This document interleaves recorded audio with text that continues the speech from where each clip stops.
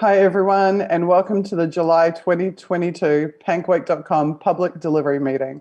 My name is Suzie Dawson, founder of Panquake, and it's my great pleasure, like every month, to give you all the hottest updates and information about the build progress of your favorite upcoming social media application, Panquake.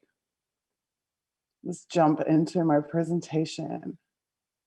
Cool. So where are we at? We are 27% funded on our final phase, our final fundraising round towards the delivery of Panquake. As you know, we blitzed phase 1 and phase 2 together, and now we are systematically working our way through phase 3.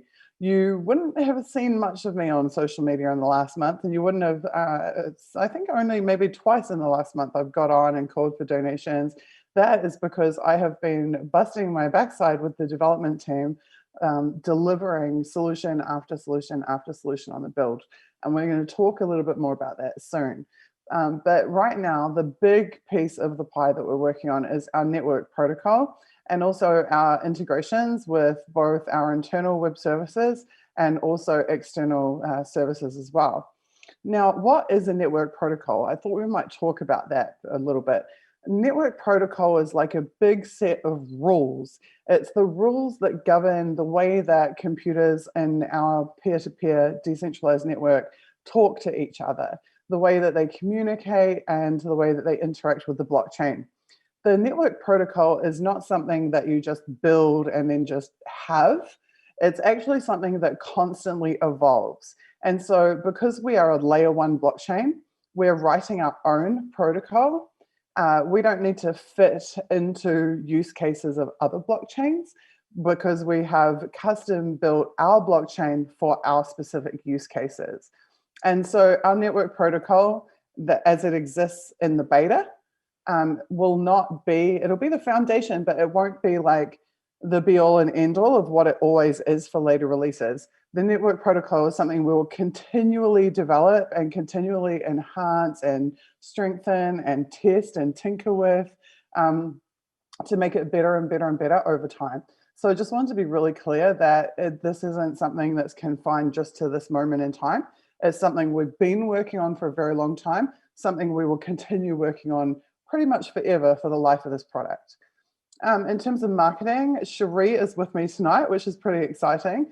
And she can talk a bit more about what's going on that front. If you've been following our Telegram channel or following us in other places in social media, you'll be aware of some of what's happening. But her team has been doing a great job of promoting Panquake. In terms of beta applications, there's still spots available. We are going through the vetting and the vetting process for the team at 5,000.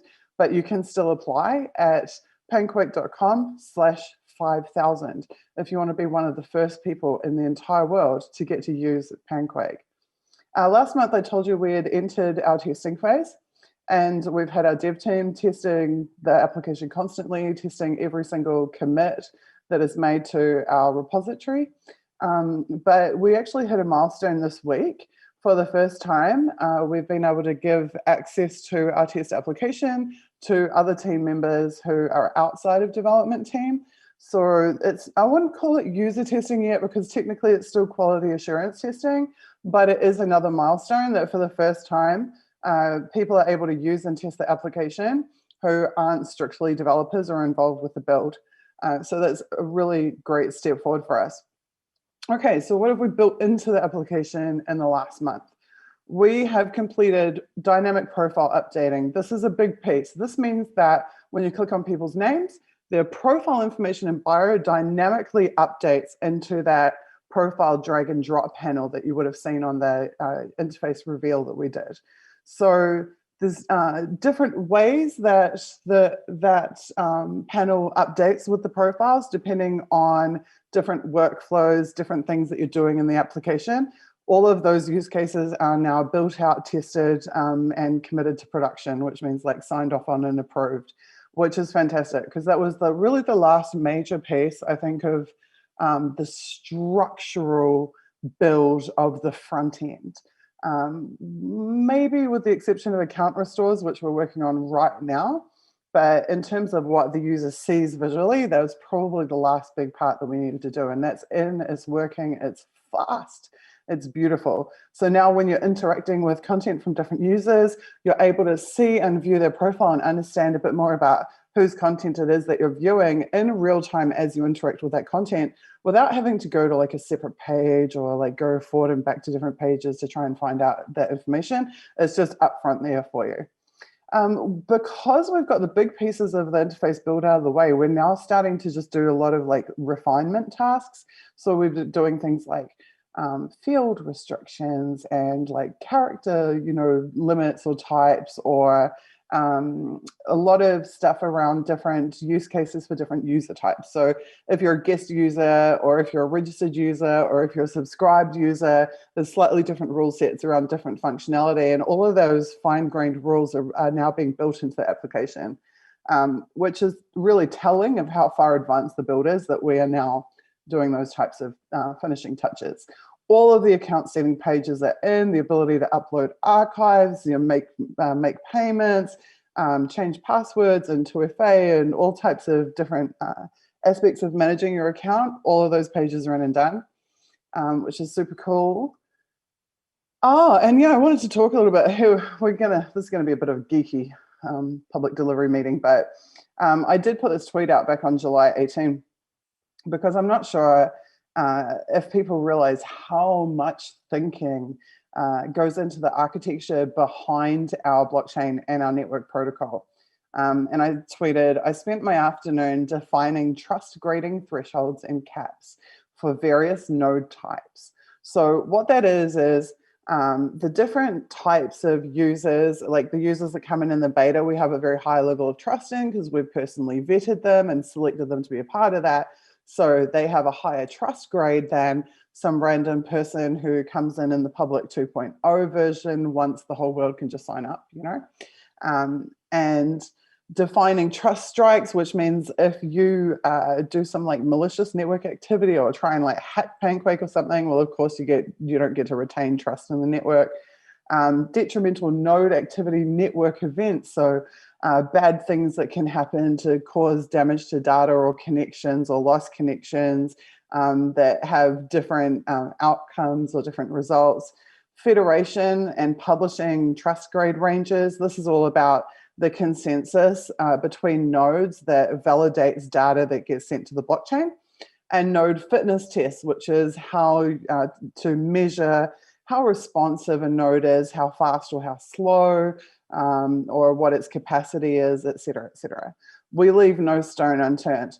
I wanted to explain that because I think that it's important for our community to know that we are literally considering every possible conceivable eventuality as relates to the way that the network operates to make sure that it does exactly what it needs to do in order to deliver on all of the promises that we've made to our community, and also to have a sustainable product and community for the long term. And that work is getting done on a daily basis by very, very smart people, and also me. So I just wanted you guys to get a little bit of insight about the depth of thinking that's going in there. In terms of delivery planning, there's enormous amounts of delivery planning going on. And I'm responsible for a lot of this documentation and this planning, which is why I've been so quiet on social media. We already have huge chunks of our technical white paper, which will be our most important technical document that we publish to the world with the beta. Really, I think almost all of the logic and the architecture is taken care of. It's a matter now of tying it all together and doing the writing around it, but the meat is in the pie already. We've also begun putting together, thanks to our amazing team, step-by-step with screenshot user guides per process. So how to make a Quake. Here's a PDF, here's some screenshots. How to earn a Thunderquake point. How to spend a Thunderquake point, et cetera, et cetera, et cetera. So you'll have super easy, if you prefer to read and see screenshots and step-by-step walkthroughs, all of that will be provided to you in our help resources. And then for each of those, there is an associated short 2-minute video that is being created. So as soon as we've signed off on those PDFs, they'll get converted into video walkthroughs. All of this will be available in application in the help section top right on the dashboard. We've also begun planning our orientation flow, which is like how a new user gets to learn, the key things about the system if they want to when they first sign up. Otherwise, you just hit escape and you're out. We're not going to force you to do it. And also a full-length video tutorial as well as a tech deep dive, which will also be available in there. So much stuff going on. I mean, I could talk endlessly about the service planning that we're doing, huge amounts of like customer service, technical support, account administration stuff. We've been nailing all of those processes. We really understand the roles, the interoperability between the teams, who's responsible for what, who's overseeing what, how it will function, what software we'll use, et cetera, et cetera. There's enormous amounts of work going on around all of that stuff because it is so important to us that we don't just build an amazing product, but we deliver an amazing service, because one is no good without the other. And for all the ills of social media, actually some of the most egregious ills are the way they treat customers when customers need help or need support. And we don't want to be like them. And we're doing everything we can to make sure that we are a completely different experience for our users than big tech provides. Okay, Talk Liberation, we cover off every single month. We did publish a new piece last month about the release of the 3 new Panquake videos. So there was the It's Time to Talk About Panquake video, where you actually saw us talking to our community in Quakes in the application. There was the Mobile View video where Sean was actually at Yale in the privacy lab showing you what Panquake looks like on mobile phone.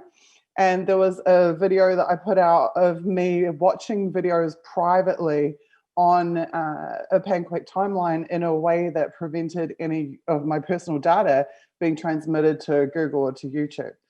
So if you haven't seen them, check them out. We tweet them sporadically, but also you'll find them on our Vimeo account, vimeo.com/Panquake, or on YouTube.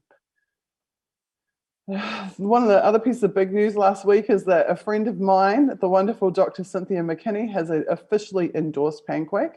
You may have seen the statement that she put out, but here she says, and these are her words: imagine a place on social media where there is no shadow banning, no censorship, no corporate exploitation, just good old communication. That place is Panquake. Join now. Cynthia is an amazing icon of human rights, civil rights issues going back decades. She's an absolutely incredible person, and I'm just thrilled that she sees the value in Panquake and that she is going to join it herself and encourage others to as well. Okay, so fundraising goals. What's next? We are trucking along to delivery. As you can see, we're doing the work big time. And I also just want to point out too that for me, the doing the work is actually as important as the raising the money. I never wanted us to be in a position where we just sit around on Twitter saying donate, donate, donate all day and then haven't actually built a product. So we did the complete opposite in reverse. Instead, we're building, and then in our spare time, our downtime, we're calling for those donations. So we do need the money in order to deliver. But more importantly, we need all the systems in place to be able to deliver. And so we've been doing all of that planning ahead of time to make sure that all the pieces are in play, not just us sitting on a pile of money and not actually having done the work. So when you see us quiet, that's because we are working our butts off and we're going about this the right way to deliver this product to you the way you deserve it to be done. So what will the money that we are raising cover? It will pay salaries for our wages, for our customer support and account staff, for our technical support and operations staff. We need people 24/7 available to respond if there's network issues, to cover our content and platform moderation staff and administrators, and then also some marketing support and promotions around the delivery of the beta product. So please support our incredibly hardworking, incredibly smart team at panquake.com/donate. And on that note, I'm going to bring Sheree in, who is going to give us some updates. And I think she has a few questions as well. Hi, Sheree. So I think most people know we've been doing our hashtag Pioneering with Panquake Week, where we let people ask us the questions. We tell them about, bits of news in regards to the tech. We've done some great events this week, so I'll cover all that later. But first of all, we have some questions for you. So one of the big questions I think a lot of people are curious about is the whole concept of being tracker free. I think that's quite new, especially for social media where you give up your privacy rights, you're expected to basically be tracked until the end of the earth. So tell me about what Panquake is doing and what are we doing with Invidious and Nitter and what is the exact effect of these things? So we made a number of promises at the beginning of the Panquake campaign. We promised privacy, obviously, but specifically that we would not have any tracking cookies, that we would not track, spy on, or profile our users. And as a part of that, we have gone the extra mile to make sure that none of the services that we integrate with in Panquake are tracking or profiling our users either. Now, we know that the reality is people need to be able to watch YouTube because there's a lot of content there. They want to be able to watch YouTube, but we also know what YouTube is doing with that data that they get when you watch it. So they are profiling you. They are remembering forever what videos you watched, what videos you clicked like on, what videos you watched twice, what videos you passed on to other people, what your degree of engagement and investment is in particular types of content. And then that becomes saleable data that they then monetize by selling to God knows how many hundreds or thousands of other corporations all around the world. Not to mention, we know for a fact, due to actually recent FOIA requests as well, that even governments are outright purchasing data from these companies in order to avoid having to go the warrant path. They just literally buy from the big data companies the data to bypass their own laws and the rules that are supposed to govern them. So it's super scary stuff. Like, you know, if it's just YouTube, okay, fine. But actually all that data is getting compiled across all of the services that you use. So whether it's like healthcare or education or insurance or your bank or all the different social media platforms you use, ultimately all that data is getting pulled together. They're creating this picture of your life. They're permanently storing it. They're studying you. And then they're deciding what content to show you to try and get you to interact with it. And to us, this is like really unconscionable. If you've read Edward Snowden's permanent record, you'll understand how dangerous this practice is. So we came up with some ways to allow our users to interact with normal media content like a YouTube video or like an embedded tweet without that data going through to those companies and adding to your user profile. So in the case of embedding tweets, we use a service called Nitter, which is an alternative Twitter front end that strips out all their trackers and nasty stuff. In the case of YouTube, we use a service called Invidious, which is a similar type of proxy that puts a protective layer between you when you're watching the video and the originating source of that video. And we're also using something amazing called IPFS, which I think we're going to talk a little bit more about. Go for it. Yeah, jump right in. Please Cool. let everyone know.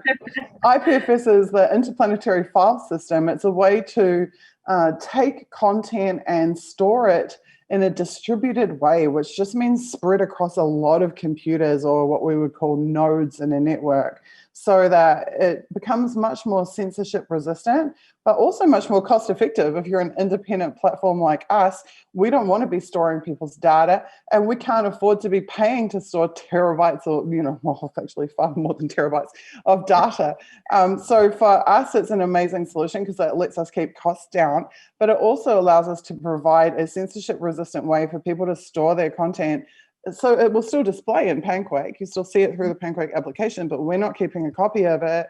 And then it's very hard to seize data which exists on millions of computers all around the world simultaneously, which is part of that censorship resistance. So we have already completed our IPFS integration. It was a major piece of work. It's done, it's dusted, it's working, it's in, and it's absolutely fantastic and really cutting edge.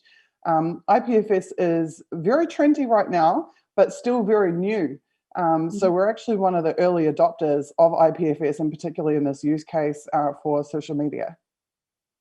That's fantastic, because that really gives it that true peer-to-peer network that I think a lot of the blockchain applications right now, they're not really fully decentralized in a way that Panquake is forward thinking. And I think this all adds to it. So it's great to see everything come together. And I guess I'm pretty lucky position to see all that. So for most people at home, they still haven't seen what I've seen. So yeah, prepare yourselves to be amazed. Let's also there is some, sorry to cut you off. There is definitely some world first, bona fide world first stuff going on. in Panquake right now, and things which we won't be talking about for some time to come. But we are absolutely not just at the cutting edge, but I think actually it's fair to say really pushing that envelope. Definitely, most definitely. Yeah, I was gonna say, let's talk about public and private data. So everyone understands the concept of Panquake. You only put what you want out there publicly, but then what about all the private part of it? How is everything severed? Like, how do we use, Panquake? So I think about it as like intention. Like, do you intend for someone to see a message that you post to your timeline on Twitter? Well, if you have an unlocked account, then yeah, you do intend for people to see that. So that is intended to be public data. And we want maximum possible exposure for the data that you want to be public. We want you to get the maximum possible eyeballs on it, maximum possible engagement, maximum possible amplification. And that's why we build a lot of special brand new features to make sure that the maximum possible number of people will see that public data that you've intended, that you want the world to see. However, you don't want the world to see your password. You don't want the world to know your account recovery key. You don't want the world to know your personal connection, activity. So where a piece of data is something that you do not intend to be public, we keep it in the safest possible location, which is with you. So not with us, not with anyone else, but with you. And that was why one of the first proof of concepts we did last year, and it's more than a proof of concept now, it's actually working. I use it every day and see it every day, is an encrypted user data store that stays on your own device. And it's back to what you're just saying about having a distributed network. This means that the collective account data of Panquake users is distributed across the millions of devices of the users who will be using the network, each having that one store of their own data. So there is no like central repository of data that can be hacked or breached or leaked or anything like that. So we can really guarantee a higher level of security for that data by not possessing it in the first place. I think everyone listening is really loving what you're saying at the moment. So from, I guess, everything, how you said, when you go online, you look at whatever video you want, it's like a safe space that you don't have to worry about, who's actually checking, who's also knowing what I'm looking at. It's not as simple as reading a book where it's just you reading that book and no one else. It's like you read a book, everyone knows. So it's great to hear. And I guess the other question like people want to know is when it comes to blockchain, like why blockchain for social media? Do we actually need it? Is it imperative, or can we do social media without it? What's the difference? So a lot of what I've seen going on in my community in terms of their use of social media and the abuse of them by social media companies has been surreptitious platform activity. Like I've woken up one day and had 4,000 less followers. I've seen accounts that had large followings be whittled down to a tiny fraction of that with no explanation, no justification. It just happens in the shadows and no one knows how or why. I've had people tag me and stuff and I've never received a notification for it. I think it was Kim.com's pinned tweet. I must have like retweeted and liked that tweet about 6 times across the years. And every time I go back to that tweet, it says I haven't retweeted it and I haven't liked it. So we don't actually know when we execute an action on a big tech platform, is that action in good faith being executed? Is it actually following through on the network? And then is it indelible? Is it sticking? Is it there for good? Or can it be undone without our knowledge or manipulated without our knowledge? What the Panquake Layer 1 blockchain does is provide indelible proof, evidence of that action taken by the user. You liked something? Okay, here's a blockchain record proving that you liked it. So now if it says you didn't like it, there has to be a corresponding unlike action on the blockchain. So it's same thing with follows and unfollows. On Panquake, it is impossible for us to surreptitiously unfollow you from people. It is impossible for us to unblock someone you've blocked or whatever. Like every action that you take is guaranteed to be executed by our application because there's a corresponding blockchain record. And that to me is so important for transparency. And then the other side of that is the actions that we take as a platform also have blockchain records. We ban someone, we suspend someone, we moderate a piece of content. On Panquake, you're going to know what day that happened, what time that happened, who did it, what the reason was, what the piece of content was, who the user was that posted that content. You are not going to know any of those things when Facebook takes a moderation action or when Twitter takes a moderation action. So it's about increasing the power and the certainty for users and diminishing the platform power to rebalance the power dynamic between users and the platform. Mm-hmm. No, that definitely makes sense. Like whatever we do, like whatever you do, it's like an even playing field. No one gets to cheat the system. That's why I love like blockchain, decentralization, peer-to-peer networks. It's what the world would be if there would be no middleman. And yes. One last comment for you. So this one's a bit from me. So Sean's mentioned something I thought was really important. So we did a Web3 event together. I'll tell you a little bit more about that later. And what he said was privacy is something we need to be, the ones who want it, and we need to advocate for privacy, because if we don't want it, what's going to happen is, people are going to build without it. It's not going to be considered in the design. What are your thoughts on this, and what has been your experience with development as well? My thoughts are that enormous amounts of money and resources almost ubiquitously go into convincing people that the status quo is okay.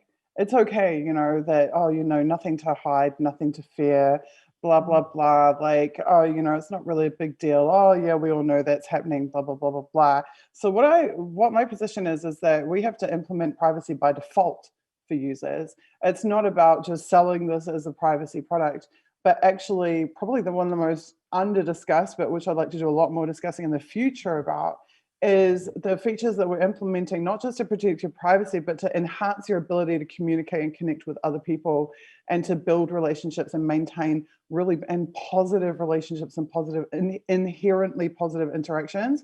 Because I think when you give people the new cutting edge functionality, when you unleash their voice, when you give them ways to achieve more than they could on another platform, and then you also implement privacy by design as a fundamental at the foundation of the product, then you're achieving something that is ethical and healthy for users, but also delivering a better product, like from a functionality perspective. And Panquake really is doing that. So Gen Z are going to get the cool new bells and whistles that don't actually exist anywhere else. The Panquake offers functionality that no other application in the world has. And it's not just privacy features, it's actual real things that you can use to better promote your content and more effectively promote your content online. So I think that privacy is like a base layer. It should be like the foundation, but then we still need to innovate on top of that. And I think Panquake's doing a great job of it so far. Wow, I think you summed it up very, very nicely. Like, I definitely agree, it has to definitely be the baseline. All right, and just before we go, I'm going to cover some of our marketing updates for this month. So we had quite a big month with our pioneering with Panquake Week. We kicked it off with Oasis DAO's Web3 event with me and Sean. We were joined by Justin Wu of Decentraland, Casey Lau of Web Summit, Collision Rise. So if you might go to those conferences. Crypto Bubble as well. He's a parody, singer. You should check his stuff out. Web3 marketing movement. It was a big, Twitter Spaces event we did. So if you haven't seen it already, please jump online. Links are all across our socials. It's a very, very, intriguing discussions. Lots and lots was covered. Then I did a talk for APAC Forum last week for the Blockchain Summit on Web3, privacy, and next generation social media. So looking at how to rebalance the power dynamic of platform users and operators. So the video will be coming out for that soon. So give it a watch when it does. So if you've missed out on any of our interviews, you can always find them online. Our website is getting a bit of a refresh, so please jump on board. John did an amazing interview with Concrete, I think about a couple of weeks back. And it's like a 3-part long YouTube series. So I highly recommend you watch it. We're in part 3. Graham Elwood covered us as well twice, actually, with John and Sean, and then Suzie, and also Lee Camp as well. So these are some of the great content that's been coming out from the marketing side of Panquake. And also we will be launching, so a little bit of sneak peek for you guys, on Reddit. So we want to actually hear from you, and we think Reddit is a good space for us to hear all the features you guys want, any discussions you want us to cover on the tech side. Just jump on there and throw it at us. So if you want to go find us, we are already live, but I will be making more announcements on socials as well. And as always, just please drop us any questions or comments. Like, all of our team are across socials. We do read it. We might not get back to you straight away because everyone's busy developing, but we definitely do check out on everything from you. And we have heard you. So one of the key things we did pick up on is that you want a lot more information in bite-sized pieces or nuggets that you can send to your friends and family and share to them. And so we're going to be developing a bunch of graphics for you guys, so you can just quickly send on socials, hey, check out Panquake, love these guys, or whatever you want to say, and forward them over to our website, and we'll have a lot more digestible information for you guys. So that's all from me. Thanks, Suzie. Amazing. Thank you so much, Sheree. And we'll see you all next month, if not sooner. All right, see you guys.